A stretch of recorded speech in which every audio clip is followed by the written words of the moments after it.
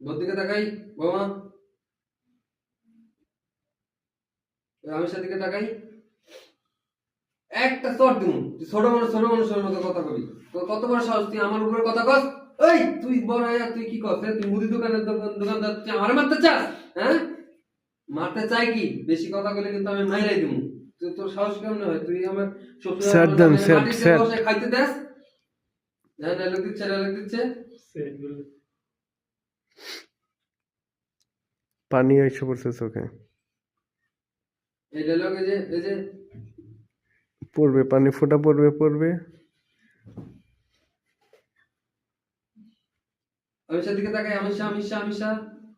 হ্যাঁ, বউ last dialogue দিচ্ছে এখন।